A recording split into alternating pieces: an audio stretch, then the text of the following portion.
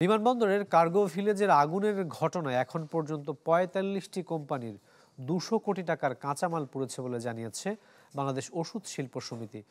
সংবাদ সম্মেলনে সংগঠনটি জানিয়েছে যে সব মিলিয়ে এ খাতে ক্ষতির পরিমাণ দাঁড়াতে পারে ৫,০০০ কোটি টাকা। শাহজালাল বিমানবন্দরের কার্গো ভিলেজে আগুনের ঘটনায় অন্যান্য শিল্পের মতো ক্ষতির মুখে পড়েছে দেশের ওষুধ শিল্প। পুড়ে যায় অ্যান্টিবায়োটিক, টিকা, হরমোন, ডায়াবেটিক, ক্যান্সারের ওষুধের প্রায় ৩০০ ধরনের কাঁচামাল। সবশেষ পরিস্থিতি নিয়ে সংবাদ সম্মেলনে বাংলাদেশ ওষুধ শিল্প সমিতি জানায়, এখন পর্যন্ত ৪৫টি কোম্পানির কাঁচামাল পুড়েছে, যেখানে আর্থিক ক্ষতি ২০০ কোটি টাকা। শুল্ক কর সহ যা ছাড়িয়েছে ৩০০ কোটি। দীর্ঘমেয়াদে ওষুধ উৎপাদন ব্যাহত হতে পারে ৩ থেকে ৫,০০০ কোটি টাকার। শুধু র ম্যাটেরিয়ালের দাম আছে ২০০ কোটি টাকার উপরে।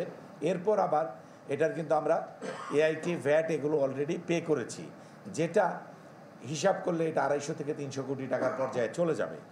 এর ভিতরে আমরা যদি সকল প্রতিষ্ঠানেরটা পেয়ে যাই এবং ফাইনালি আমরা হিসাব করতে পারি যে ক্ষয়ক্ষতি কতটুকু হয়েছে, এই ক্ষতির পরিমাণ আরও বাড়বে। ইমিডিয়েটলি আমাদের সাপ্লাই কোনো সমস্যা নেই, কোনো ওষুধের কোনো ঘাটতি এই মুহূর্তে আমরা আশঙ্কা করছি না। কিন্তু যদি আমাদের যে ব্যবস্থাগুলোর কথা আমরা বলছি, এই ব্যবস্থাগুলো যদি আমাদেরকে করে না দেওয়া হয়, তাহলে আলটিমেটলি আমাদের পক্ষে এই সাপ্লাই চেইন কন্টিনিউশন রাখাটা অসম্ভব হয়ে যাবে। সংকট কাটাতে পুড়ে যাওয়া পণ্যের পরিশোধিত শুল্ক কর মৌকুফ চান সংগঠনের নেতারা। ঋণপত্র সংক্রান্ত সকল ব্যাংকিং ফি মৌকুফ, বেবিচকের আরোপযোগ্য সকল মাসুল বাতিল, শুক্র ও শনিবার কাস্টমস হাউস খোলা রাখা সহ জানানো হয় ১৪ দফা দাবি। সুপারিশ করা হয় বিমানবন্দর ও ওষুধের জন্য আলাদা হিমাগার ও রাসায়নিক পদার্থের জন্য আলাদা গুদাম তৈরির।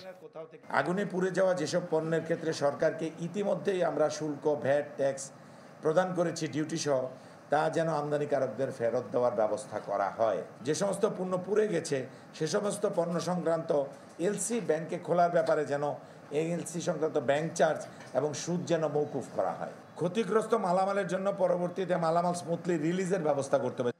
এই ঘটনায় কোনো ওষুধের দাম বাড়ানো হবে না বলেও জানায় সংগঠনটির নেতারা। সহযোগিতাটা দুই জায়গায়, একটা হলো কাস্টমস পয়েন্টে আর একটা হলো ব্যাংকিং সেক্টরে। মইনুল হাসান, চ্যানেল 24, ঢাকা।